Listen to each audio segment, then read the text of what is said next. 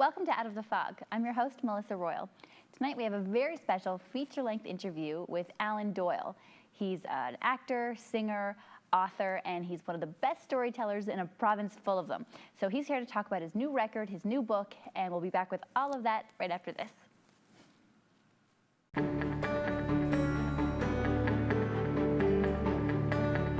You're watching Rogers TV, St. John's.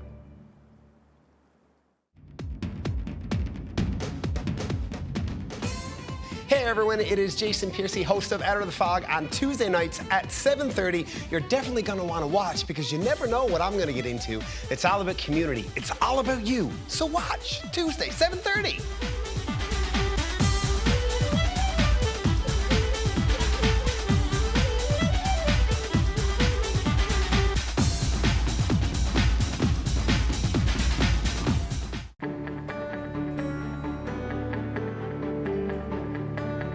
You're watching Rogers TV, St. John's.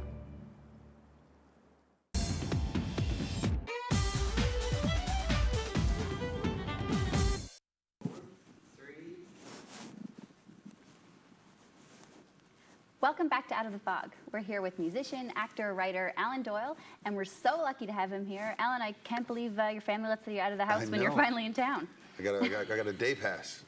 You know what? Congratulations on the new digs. That's the first thing I would say. It was always posh, but now it's stepped up quite a bit.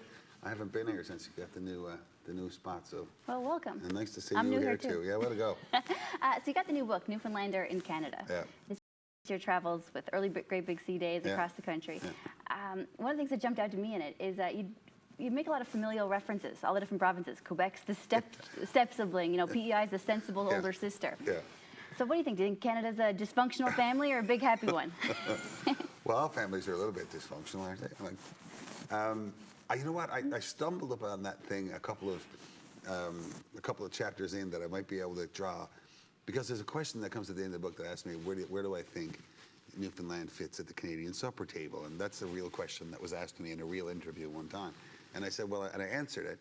And so I figured maybe I should draw everyone else's place at the Canadian supper table. And I got to print them all on one sheet, but one does occur every province, and I do sort of, you know, as a kind of a device to show what I think the relationship of Newfoundland to these other places would be, you know, if we all were at a supper table, and maybe I'll put it all on a T-shirt or something like that eventually. But it was, you know, it was just one of the kind of ways I figured I would try to show, without telling out loud type thing, how the other provinces of Canada appeared to me. You know, in my early 20s, you know, a kid from, you know, the far east of the country, and what every one of those places looked like as a first impression out the window of a band van. Right. And, you know, being a Newfoundlander in Canada, I mean, you're a little bit of both, of course, but a poll came out this week. Newfoundlanders, even more than Quebecers, actually identify more with their province than as Canadians. Where do you fit on that? Who do you identify as? Who do you introduce yourself as? I think the great thing about like being in Canada, of course, is that like it's the country that not only supports but encourages its regions to be different. You know, it's like Canada is probably one of the only. I always said Canada was the only country Great Big Sea could have ever been a big band in.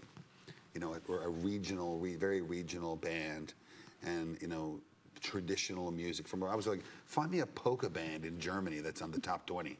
You know, it just never happened, you know. So Canada, like one of the most delightful things I came to discover is that if we were going to join a country somewhere in the world, and we were worried that it would somehow affect our, you know, our own identity, you know, we couldn't have joined a better one.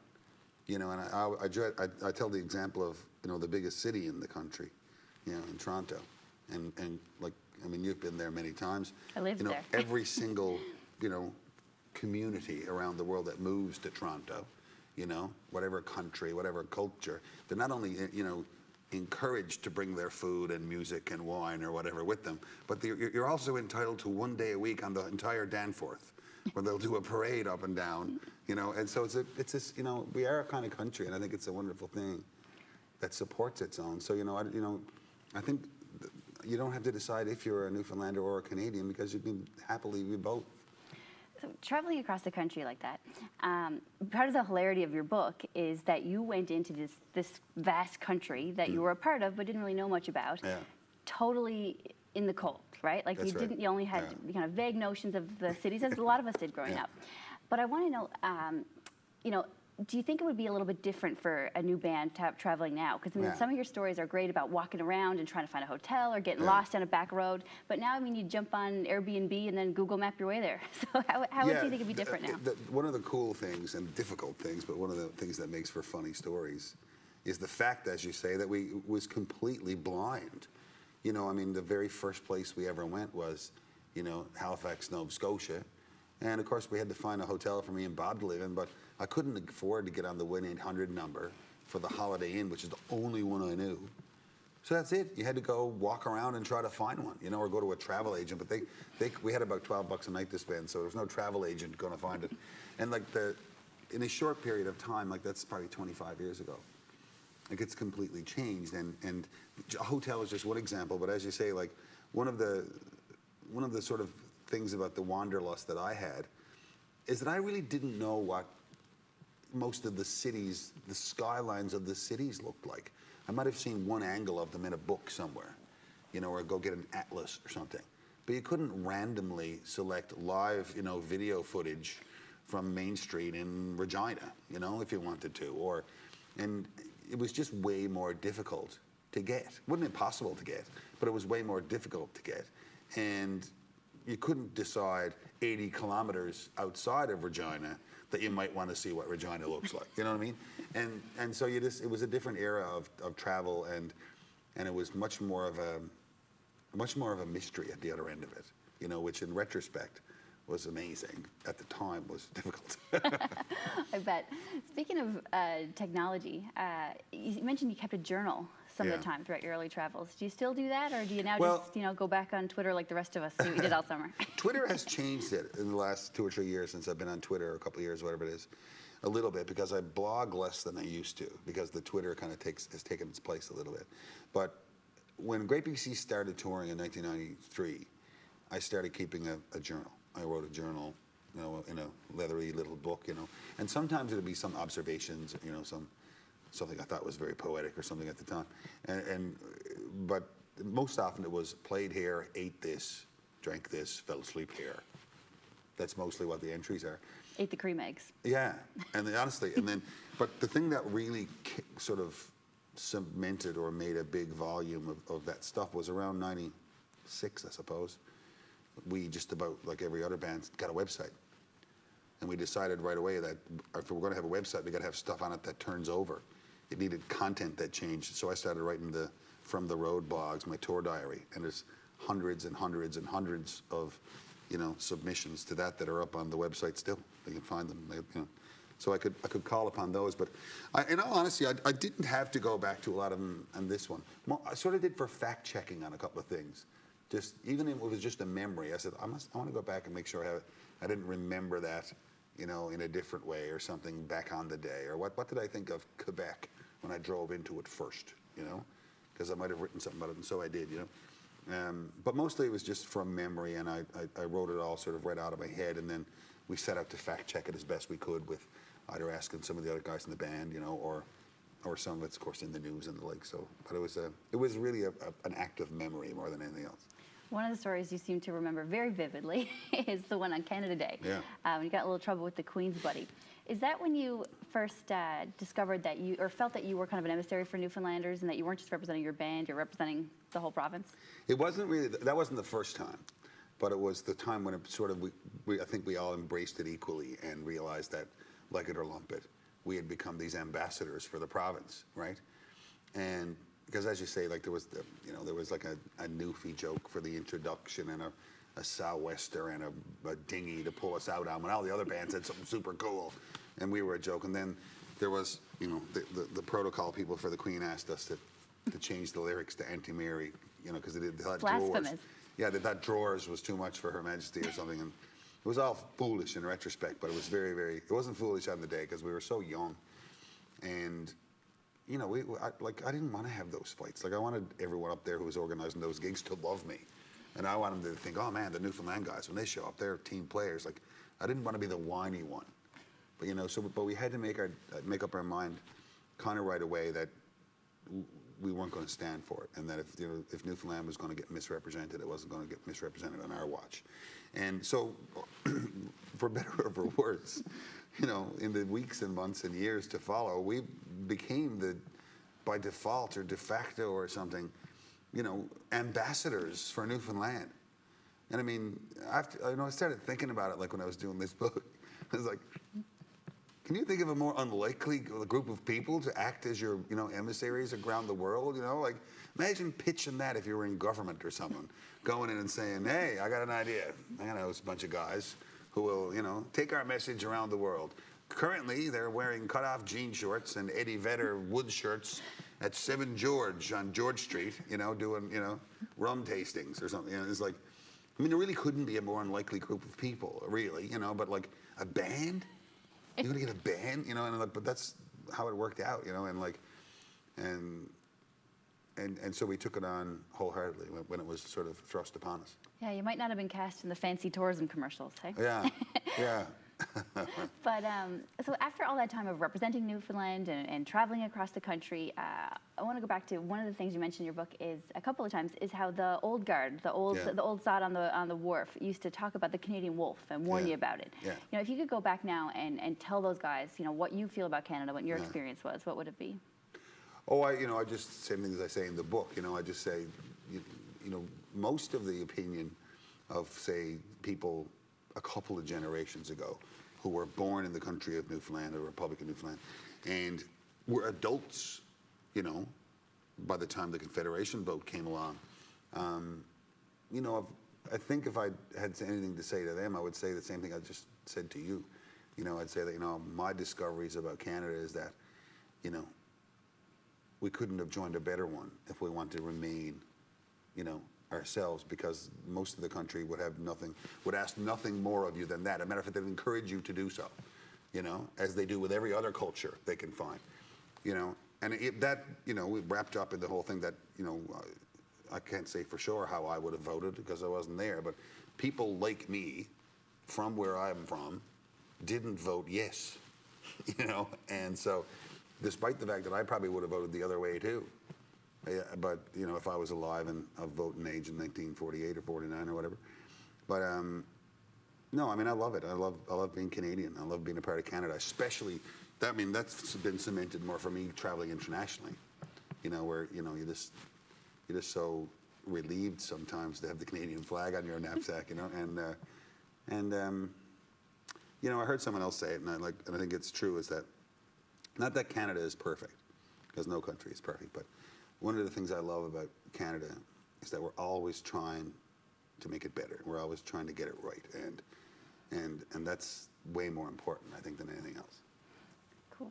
Well, you went up to Canada to record your newest album. Yeah.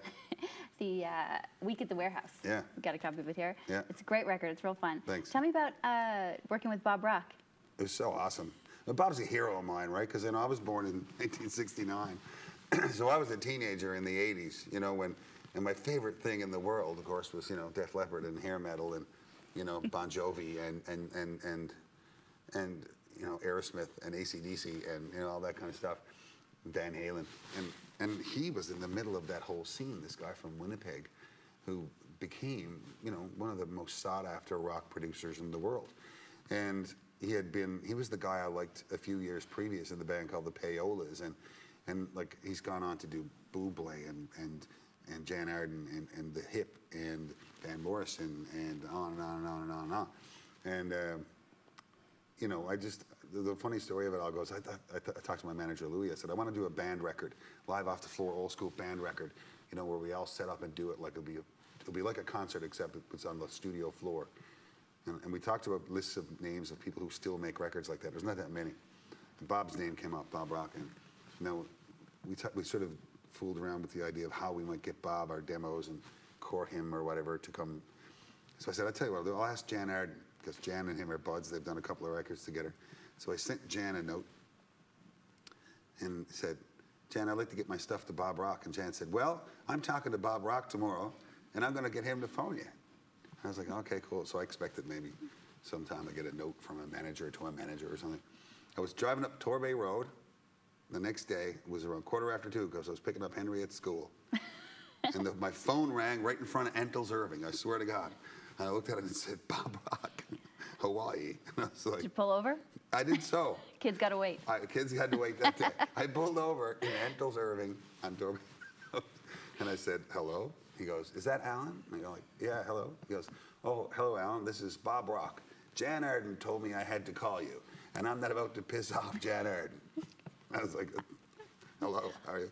And that's how it started. And it went really quickly. That was in October, November. We had one meeting before Christmas, and then right after Christmas, we were out doing it.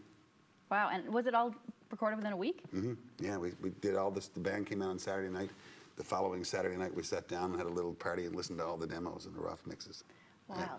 So, I mean, you mentioned from Bublé to rock here, so I guess his musical repertoire is pretty wide. Pretty so wide, yeah. did that affect yours? Because this record, it brings in a lot of new sounds maybe your fans of yours might not have heard you before. right. Was that a part of just, that process? Yeah, I wanted the songs. If I wrote a song that, sounded like it might want to be a rock and roll song, let's just record it like a rock and roll song. That's fine. I mean, it's one of the great things about the band. The band can play anything.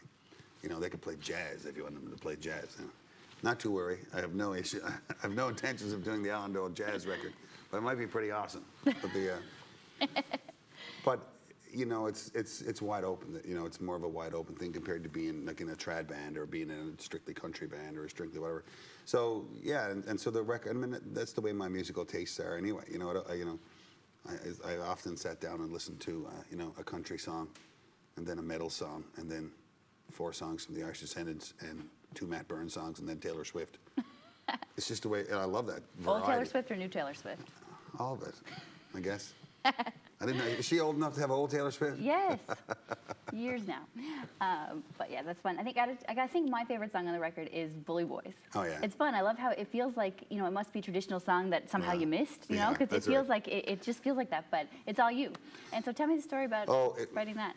It was funny because I kind of forgot about it because when we did that meeting I was talking about in November with Bob, I played him 8 or 10 or 12 or 15 songs, and he picked the 8 or 10 or 9 that he liked the best, and said, I think for your fans though, wouldn't they want us to do a really Celtic sounding song, And I think he'd never really done that since the earliest days of the Payolas, and he said, do you have anything like that? And I was like, yeah, I do, actually. I said, I do have this song I wrote for a movie, but I can't remember it. I said, I sang in the chorus. Remember the chorus?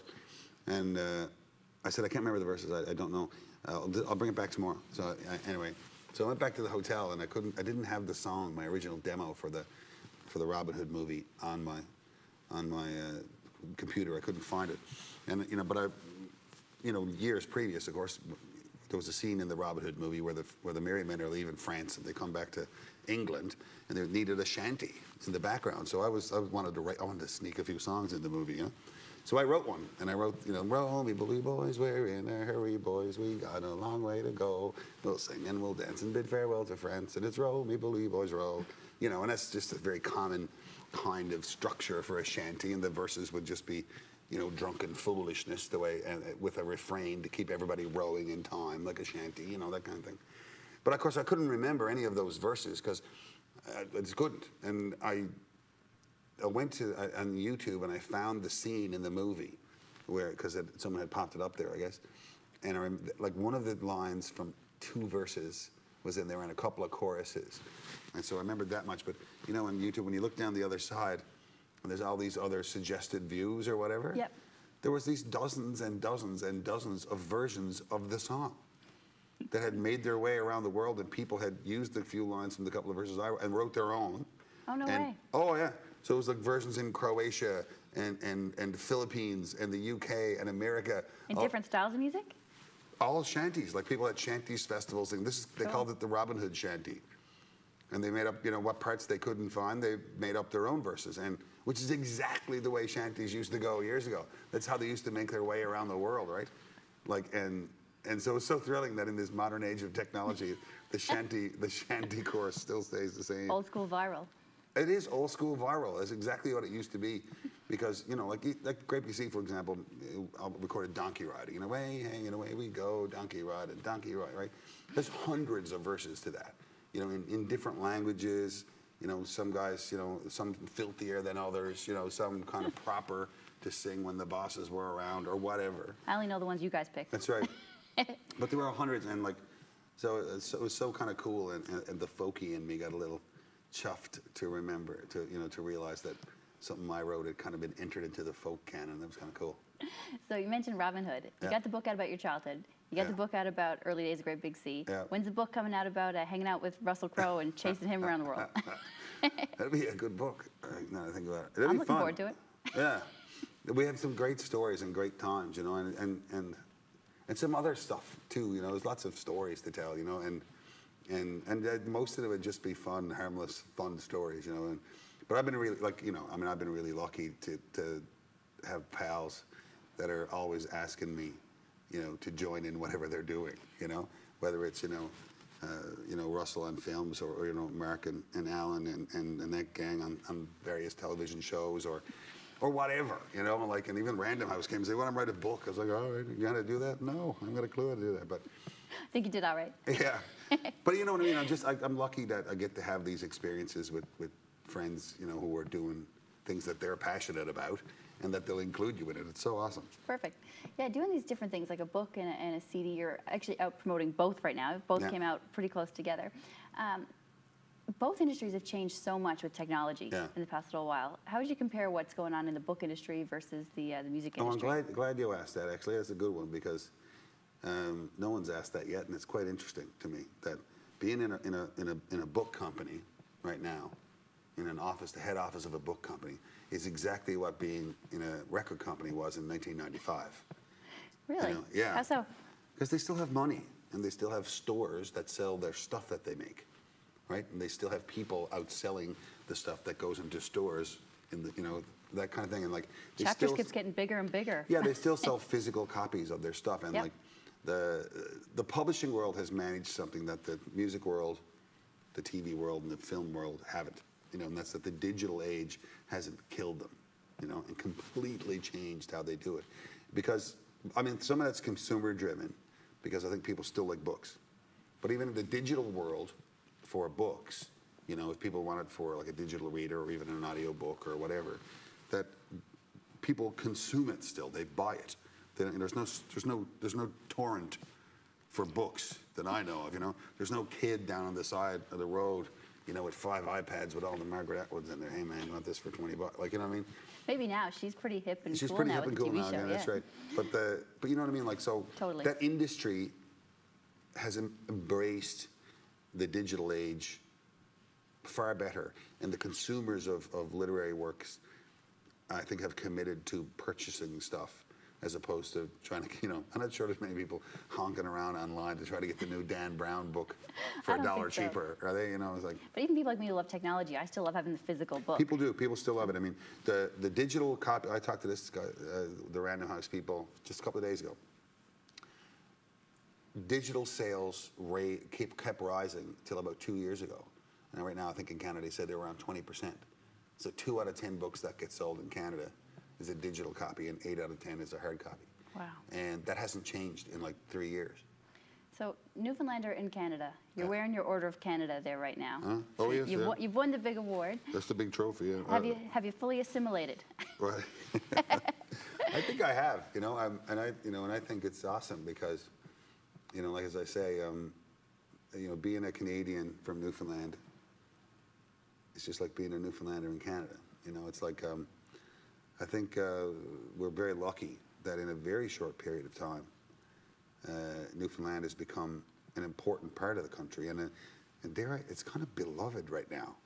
Big time. And it wasn't always that way, and we've only been at it a little while. We've only been here a generation, really. Maybe a generation and a half. That's it. And so we've made quite a mark on the place, I think, in the 50 or 60 years we've been kicking around. I agree. Alan, thank you so much for being here. Oh, thanks so much. I know you're incredibly busy, but really loved your book, loved the record. Looking forward to more from you. Cheers. Thanks. All right, girls.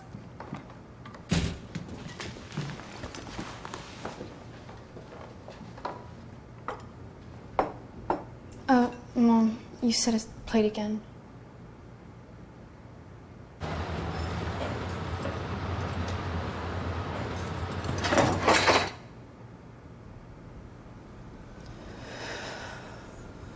Workplace injuries hurt the most at home. We're the generation that had it all. We're the generation that had the music and the moves. We're the generation that had a dream. We came together to feed the world's children. We came together to protect them. And in this dangerous world, we have to keep on saving them and protecting them, even when we're gone. If we remember UNICEF in our will, we'll be the generation who left a better world for children. Please visit uniceflegacy.ca. Call the Rogers TV viewer response line, email us, or connect with us on social media.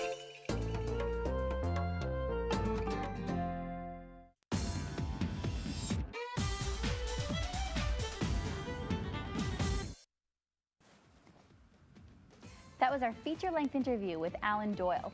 Be sure to pick up his new book, A Newfoundlander in Canada, which documents the whole of early years in the touring of Great Big Sea and his adventures exploring Canada for the first time. It's really funny, and you're going to laugh out loud reading it. But you'll get up and dance to the new record by the Alan Doyle Band, which is Week at the Warehouse. Great music, great fun, and I'm sure you'll enjoy that as well. So thank you for watching Out of the Fog, and tune in again next time. Thanks.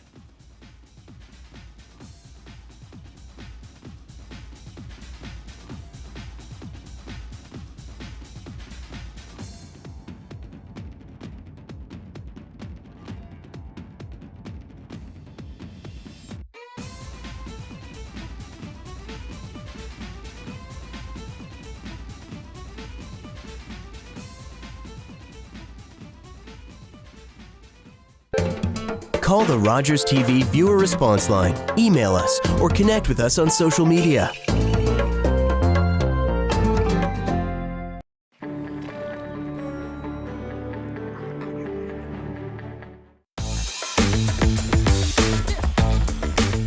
Tune in to Sam and Jason Unfiltered, where you will hear us talk about things like current events, relationship issues, mental health. What else? I mean, well, all of that adds up to my entire life, really. Nothing but mental health problems and relationship issues. Wednesday nights on Rogers TV. Tune in. It's live.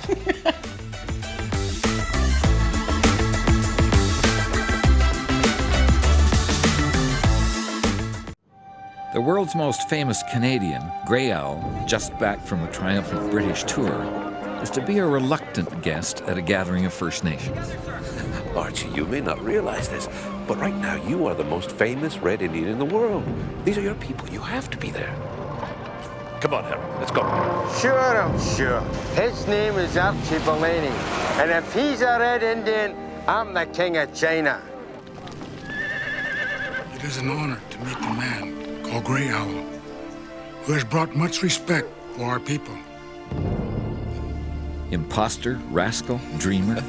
And yet the Englishman who called himself Grey Owl awoke the whole world to our vanishing wilderness. My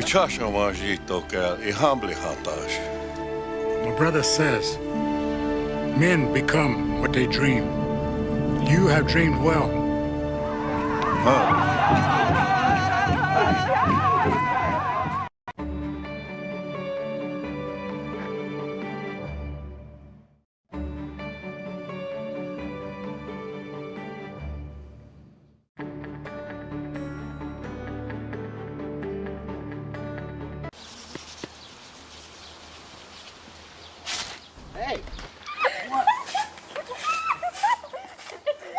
The lift wasn't working and he was in pain, so I tried to lift him on my own. Yes, it's bad. I'll need help. Can I help you with that? No, I'm good. Thanks. Workplace injuries hurt the most at home. Dear everybody, you'll see thousands of images today. Here are 3 you won't see. A girl who uses a walker eating ice cream with her friends. A young woman with a prosthetic leg modeling the latest denim trends. A kid who uses a wheelchair busting a dance move. You're influenced by the images you see and the ones you don't. It's time to include disability in the picture. Sign Holland Bloorview's Dear Everybody agreement and help create a world without stigma for kids and youth with disabilities. Visit deareverybody.ca.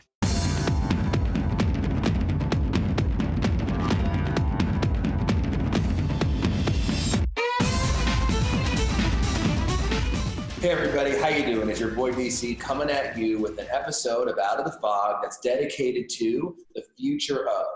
You're going to meet 3 friends of mine tonight, and we're going to talk about the future of wellness. A lot of interesting insights and thoughts to share, so stick around and we'll be right back.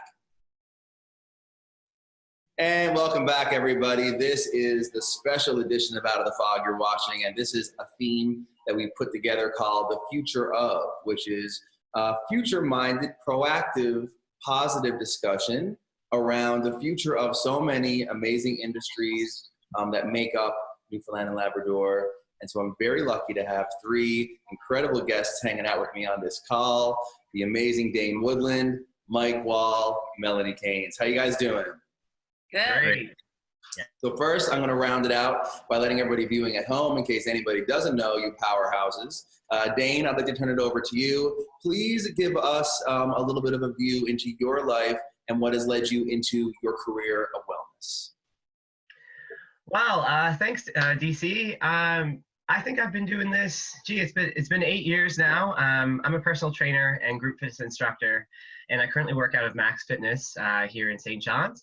I'm also an ambassador with Lululemon St. John's as well, related to my community work and fitness involvement. Locally, I've been involved as well in the community as a coach for track and field and cross-country skiing. So I've certainly had a wonderful variety of opportunities in this industry, and it's been an interesting time so far with our physical disconnect in a workplace that is, so physical. Very. And what about you, Mel? Why don't you let us know about what led you into your wellness career? Well, I was an actor for a really long time, a stage actor, and yoga was something that I was doing on the road to keep fit, healthy, and sane. And it suddenly became my full-time gig. So I've been teaching for over 11 years now, and I have Nova Yoga Studio here in St. John's, and the studio is 10 years old. And I also run an online business, Move with Melanie. So I've got online video site with over 200 practices that keeps growing. And I run international yoga retreats. Basically, they're healthy vacations where people get to go, disconnect, do yoga, eat good food, and feel good. Oh my God, take me there. So many friends of mine have gone on those actually, and they rave about them. So good job. Mike, I mean, geez, tell me everything, I've been in wellness for over 20 years. I got a PhD in medicine, so I'm an adjunct professor at the university, and I do a lot of work with kinesiology and medical school and things like anatomy and physiology. I had a wellness company for about 15 years, and now I consult with the government and some other organizations on their wellness strategy going forward. So, and also involved a little bit on the telehealth side of things prior to leaving my previous company. So kind of in line with our conversation today. Very much so. So I want to just take a second to bridge. Behind you, Mike, are these beautiful pictures from exotic places all over the world. I'm assuming you might have been to a place or two. Yeah. It's one of the things that's been really interesting. This travel has been an important part of kind of my evolution in health. And a lot of the time I'd like to travel to different places where people do health in different ways and see what you can bring back to our very unique province ourselves. And, that's been a personal interest of mine, but a way that kind of fuels my wellness passion in other ways as well. Dane, I know you from watching you on the gram, you've been all over the world too. And Melanie, as we mentioned just now, you have your traveling practice. In the wake of COVID-19, when we're thinking about the ability to hop on a plane and get off the island versus not, that's its own wellness opportunity that's in flux right now. Melanie, what does the idea of being province-bound for the next few months, what does that do when I bring that up to you? How do you feel about that? Well, I guess if you brought it up a couple of weeks ago, I would have had a different reaction. I think I've kind of like settled in and come to terms with our reality. But, when you have a travel business and you can't travel, it's paralyzing. You literally can't do anything. So it's been really stressful figuring out what to do. I've had to cancel a couple of retreats, Cuba in March and Spain in June, and a teacher training in May in Cuba. I know it has made me realize how much I take for granted. And now I think about the idea of hopping on a plane and it's like, oh my God, I cannot wait to go somewhere again. So that is going to be so friggin' sweet when we can finally leave again. So I think it's actually made me more grateful and open my eyes to, the things that we take for granted, these amazing opportunities to go and explore and experience, and to have that taken away from you. It's like, wow, how privileged are we? It's true. And so yet, we're looking out our windows of our houses and looking at the current state of affairs. And this brings us right back into the point of our talk. Here's my life, okay? Straight up. I wake up in the morning, look out the window.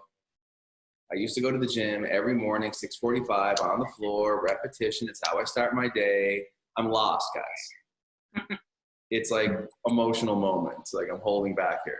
So I'm going to ask you, Dane, when it comes to consistency of the practice of wellness, what are your clients dealing with right now? The same as me? Is it different? Talk about it.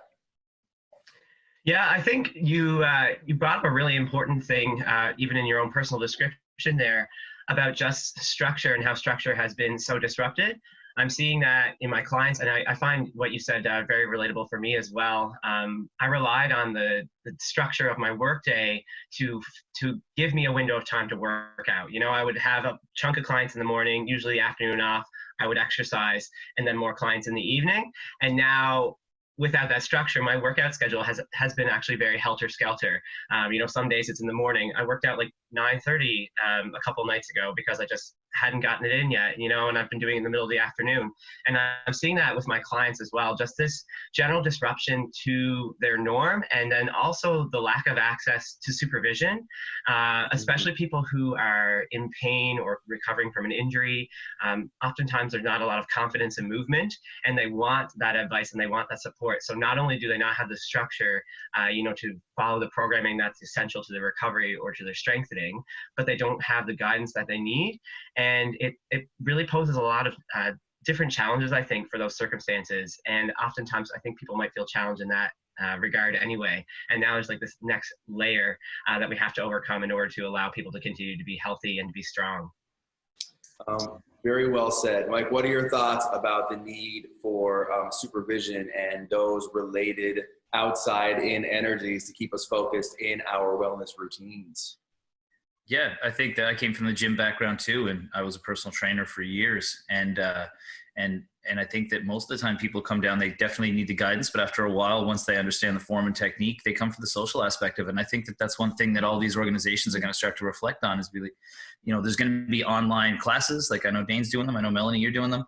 And they're getting engagement. People are getting the workout and the benefit, maybe not as much if you were there to shift their postures and move them through it, but they're still getting some benefit. So I think that a lot of companies are going to have to reevaluate, like, what's their value proposition when it comes to the community they create and the social aspects of it. And I think some people really embrace that and recognize that in other ones, but other people are going to be like, well, you know what, I did pretty good over the last 3 months working out from home, and it's easy and it fits. And so it's just kind of an interesting change to see how the fitness industry is going to adapt to this, because a lot of those online things were there before, but people didn't really participate. Now they're having to participate if they want to be engaged. And so how it's going to shift back, if it does, is going to be really interesting to see. Thank you so much. Melanie, you walk the floor, you give the classes, you supervise, you correct movements. It is a hands-on participation that comes with yoga classes. How do you navigate the difference between being in a room with the participants and doing a class over the interwebs? It's challenging for sure. I find, talking to a computer screen and not seeing, a room full of people and noticing like, oh, okay, now they're sweating, or okay, they look like they're really tired. So not having that feedback is really challenging. But we always, yes, it's hands-on in a way, but we are always hands-off. So we don't do any physical adjustments unless we know someone's going to really hurt themselves, but we use our words and our cues, and we really empower people to find what feels good in their body and to know when something is not right. So I actually feel quite confident that our people know how to feel good in their bodies, and they're going to find movement that is pain-free and that is beneficial for them. So I think that in a way we've set them up for that already in our classes, because we are empowering them. There's no perfect shape. You need to find how your body works best in this shape. So I feel like most people are already there. Right. And we're just being really mindful of slowing down our cues so everyone can really hear what we're saying and be mindful of what we're saying so that they can interpret the cues and find them. Yeah, I think that's amazing. And I think it is interesting to just iterate the value of fundamental exercise, movement, stretching. Those are the foundations of all of our disciplines of wellness. And yoga is well known for that. And I think that you're very well suited to do that and provide that, because you're right. People aren't coming into one of your classes typically ready to jump onto the palms of their hands and vault into the air, although I know you do offer those types of more disciplined, advanced classes as well. I would fall over immediately, like real talk. I have no balance, so maybe I'll bother you someday and show up once things get back to normal. We're on a bridge here right now, because what we're talking about more in this chat amongst us four is technology. And we're talking about the fact that, Melanie, you've been a pioneer in online classes. I mean, I feel like in our local market, you're one of the first people who even delved into trying to administer training and yoga online. Dane and Mike, talk about online classes in your necks of the woods and what you're seeing out there in terms of not only people offering it, but the uptake on it. Dane, why don't you start? Yeah, so I think similar to Mel's case, like there has been some presence of online work with group fitness and personal training. And kind of like Mike said, some people have been availing of it, but there was always that drive to go into the physical gym. Now it seems like, especially having traveled and, gone to different gyms and been on their email subscription list, I'm getting so many updates from facilities across the country that have changed what they're doing, and they're streaming on, different channels. They've got, you can pay through MindBody, you can pay through PayPal or Zoom. And you're seeing these kinds of offerings with group fitness. And it, to me, is almost very reminiscent of my mom putting her like Buns of Steel VHS in the VCR and doing it in our living room, when I was growing up, and I was kind of there in the background and participating. And so it's like this next generation of that at-home workout. But there's a different flavor to it for sure. We do have that interaction, when we are on Zoom. This is amazing. I'll tell you what, guys, we're at the point of our first break.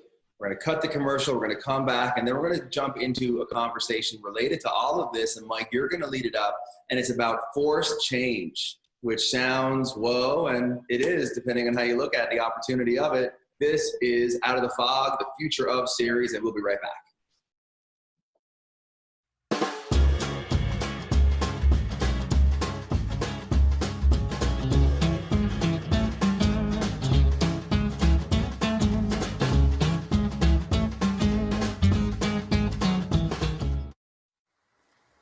Welcome back, everybody. This is Out of the Fog and our special panel-minded show we're doing here called The Future of. The subject is wellness, and I'm joined by three of the kingpins of this industry up in here, Melanie Keynes, Dane Woodland, and Mike Wall. Before we jumped onto the break, Mike, we had talked about forced change and the impacts of that. And during the break, Melanie is spitting out the positive side that I never even knew that was coming. But first, we'll jump back into you. Talk about forced change and how you see it from your lens.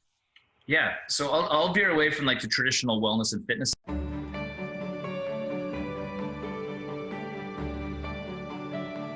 You're watching Rogers TV, St. John's.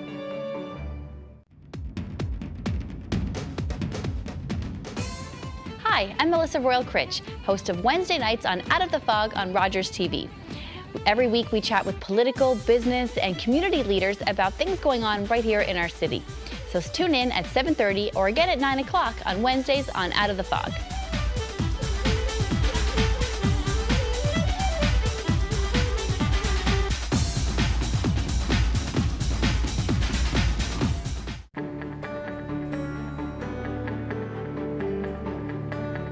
You're watching Rogers TV, St. John's.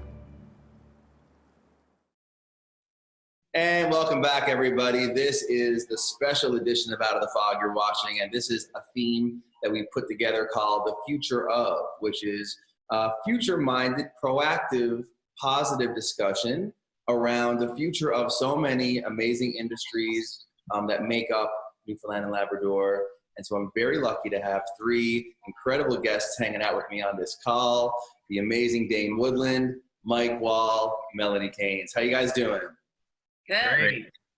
So first, I'm going to round it out by letting everybody viewing at home, in case anybody doesn't know you powerhouses. Dane, I'd like to turn it over to you. Please give us a little bit of a view into your life and what has led you into your career of wellness. Wow, thanks, DC. I think I've been doing this. It's been 8 years now. I'm a personal trainer and group fitness instructor, and I currently work out of Max Fitness here in St. John's. I'm also an ambassador with Lululemon St. John's as well, related to my community work and fitness involvement. Locally, I've been involved as well in the community as a coach for track and field and cross-country skiing. So I've certainly had a wonderful variety of opportunities in this industry, and it's been an interesting time so far with our physical disconnect in a workplace that is, so physical. Very. And what about you, Mel? Why don't you let us know about what led you into your wellness career? Well, I was an actor for a really long time, a stage actor, and yoga was something that I was doing on the road to keep fit, healthy, and sane. And it suddenly became my full-time gig. So I've been teaching for over 11 years now, and I have Nova Yoga studio here in St. John's, and the studio is 10 years old.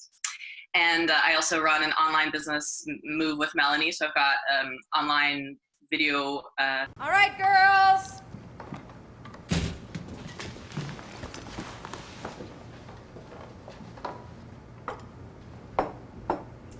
Mom, you said it's played again.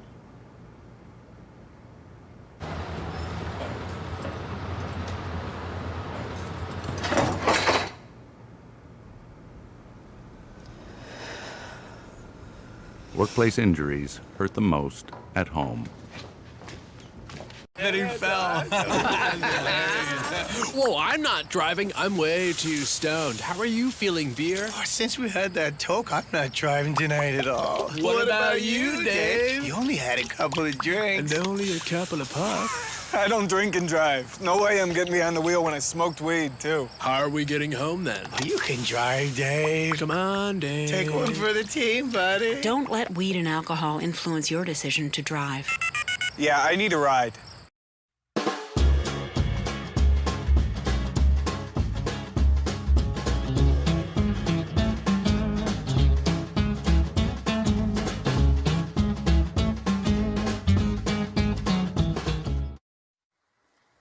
Welcome back, everybody. This is Out of the Fog and our special panel-minded show we're doing here called The Future of. The subject is wellness, and I'm joined by three of the kingpins of this industry up in here, Melanie Keynes, Dane Woodland, and Mike Wall. Before we jumped onto the break, Mike, we had talked about forced change and the impacts of that. And during the break, Melanie is spitting out the positive side that I never even knew that was coming. But first, we'll jump back into you. Talk about forced change and how you see it from your lens. Yeah, so I'll veer away from like the traditional wellness and fitness side for a second, talk a little bit about the medical side. Telehealth has been something that's been emerging recently. And so you think about it, somebody spends 5 hours of their day to go to a doctor for 10 minutes. And they got to sit in a waiting room full of other sick people. And the doctor doesn't touch you. They just look at you, and then they give you the information you need, and it's done from there. So I think that right now, where physicians are really migrating over to this, especially on the family practice side of things, I think that that's going to be people going to be like, wow, this is convenient, it's easy, it's just as effective, things get done way quicker. So I think that there's going to be huge evolution when it comes to how medicine is done. And the second thing I think is that there's a lot of organizations that are working from home, and they said, no, they can't work from home. There's no way to be able to get around that. And then people all of a sudden, they're able to work from home, and it's pretty effective because technology allows us to do that now. So I think there's going to be a really big step change. And I don't know what it's going to look like, but I think in like not work-life balance, but work-life integration, where people might actually be able to work from home and be able to have time with their family and be able to engage in physical activity and have more disposable time and be more effective at the end of the day. So I'm just kind of excited to see what convention will be challenged, because we're able to see how technology can really be used, in particular when it comes to health and wellness. Wow, man. That's disruption to the T. Big time. And it's forced disruption. So that's why people are going to be forced to try it out, people that wouldn't adopt it normally. And I think that's where even the naysayers will be convinced at the end of it. Very interesting. So Melanie, I want to jump over to you, because back to what we were talking about just now, You blew our minds with what's going on in terms of your virtual offering. Why don't you tell the viewers about what's going on with you? Yeah, so we've got pretty much our full Nova Yoga Studio schedule online, and teachers are streaming from their homes. And for some classes, attendance has doubled and sometimes tripled, which I wasn't expecting at all. And we're seeing students of ours and clients of ours who have moved away that are more than happy now to join in. People who have said, like, I just couldn't find a yoga studio that I liked as much, so now I get to practice with you again. That's awesome. We've got people that I met on retreats through the US, through Canada, even in the UK, joining in on these videos, on these classes, and people are already asking us to keep this service going once we are allowed back into the studio. How can we keep the virtual classes going so that they can tune in from wherever they are? Even people in St. John saying, I would rather do this at home because it's easier, and they don't, I guess, waste the time of having to travel there and then having to travel back, you know, to We got it good, right? Like, I mean, in St. John's, like, everything's 10 minutes away. So, like, we often, if we haven't lived in other places, we can sound pretty foolish to people who live in bigger urban settings when it comes, oh, I got to drive all the way to the mall. It's like, dude, it's 5 minutes, you know what I mean? Yeah. But in a work day, that 5 minutes can mean the difference between taking that moment for wellness and self-care or not. Totally. So interesting, yeah. And I know it doesn't replace it for everyone. I know some people are still going to enjoy going to the studio and having that connection and that community. But one thing that's been really great about these Zoom classes is that we actually hop on before and stay after, and people's on and have a little chat. And so that connection has been really, really special, and I think really, really good for people. That's amazing.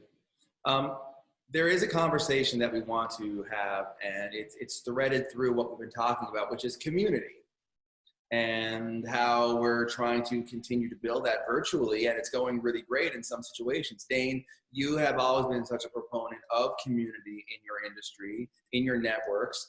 Talk about what you're seeing now under the umbrella of wellness and what you do. I think one thing that's really interesting, actually, I was just reflecting on it during our break, is how we even go about defining wellness and what components of our day help influence like a positive relationship with wellness. And I'll reference an initiative that was rolled out by Lululemon for their staff and ambassadors. They've got the schedule going, and they've got blocks morning, afternoon, and evening for different things for, you know, ambassadors and store people to offer on 1 hour Zoom calls. And so the first week, everyone was offering like exercise and yoga and, you know, circuit training and different kinds of things. And now as we settle in and this becomes our new norm, more and more of what's being offering is people doing like interpretive drawing classes, or like an hour of setting, you know, your vision and your goals, or, you know, here are some like developmental opportunities. And so we're seeing people kind of engage in different arms of wellness that we might not always highlight. I think specifically about like that structuring and your relationship with yourself, your relationship with others. And so that we're using all that as a means of engaging in community, and we're having some of those vulnerable conversations and those shared moments where we can kind of lean into one another and talk about our lived experiences and what we need, and, you know, and what the world looks like around us. So it's kind of cool to see how community and wellness are being woven together in not just this repetition of physical fitness, but also this sense of emotional wellness and mental wellness, and how we're all coming together because we all recognize as a collective that we all have those needs.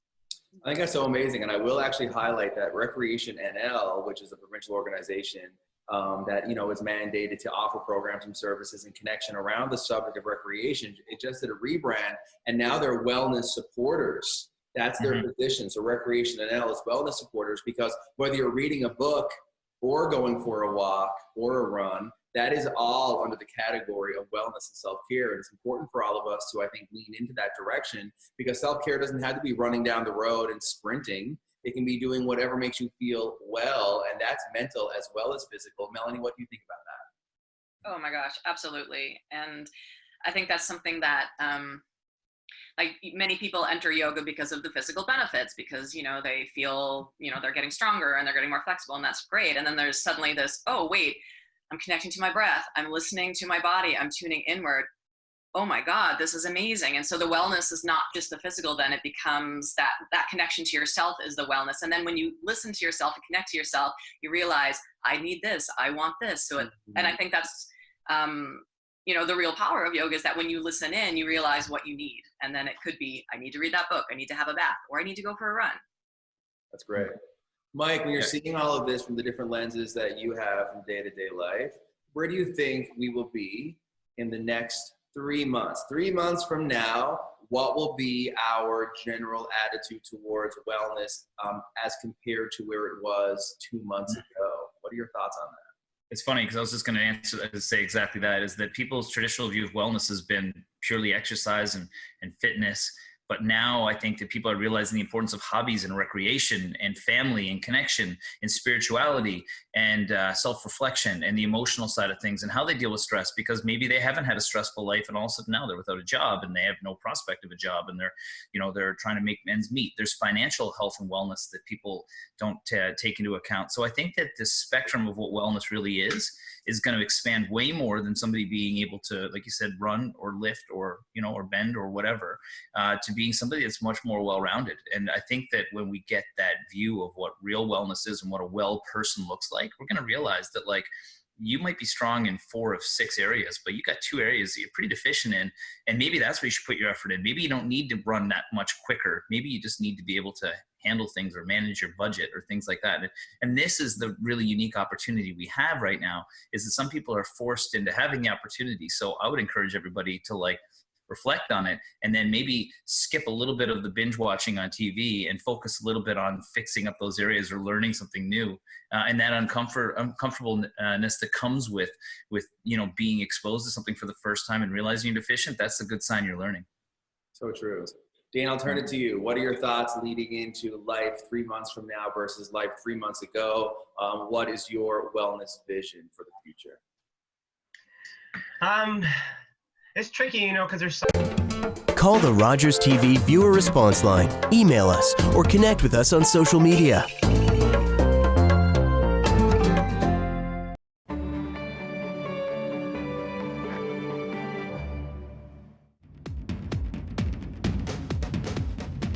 Hey everybody, what's up? It's your boy DC, and I am the Thursday night host of St. John's local tradition, Out of the Fog. Local matters here on the show, and from arts and business, not-for-profit, anybody doing anything great to make our province a more rewarding place to live and work. It all happens right here in the studio. So join me and my boy DJ Slim Macho every Thursday night for Out of the Fog.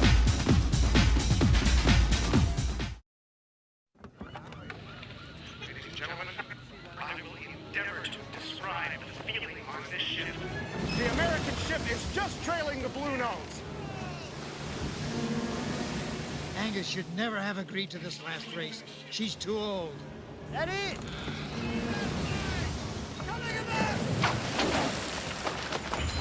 The cops are halyard back! Get to it, man!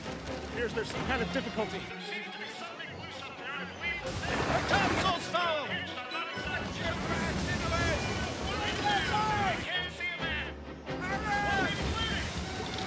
Just once more, old girl, and you can rest.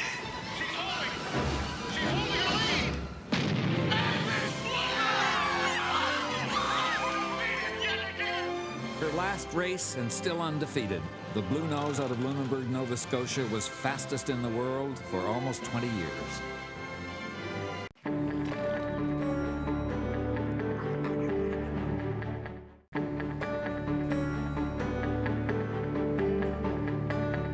You're watching Rogers TV, St. John's. If you want convenience, Marie's Money Mart is here for you. A one-stop shop for a variety of products, home-style breads, sandwiches, plus check out our freshly baked artisan breads and single-serve desserts exclusively at our in-store bakery on Frecker Drive. With 25 locations, wherever you go, there we are. Yellow Belly food means fresh food. We source our ingredients locally and prepare them from scratch. Our meat is never frozen. Food's so delicious, we've got Good Times cornered. Yellow Belly Brewery, a proud sponsor of One Chef, One Critic. Today in my kitchen, we have the Battle of the O'Brien brothers. We know they can sing, but can they cook?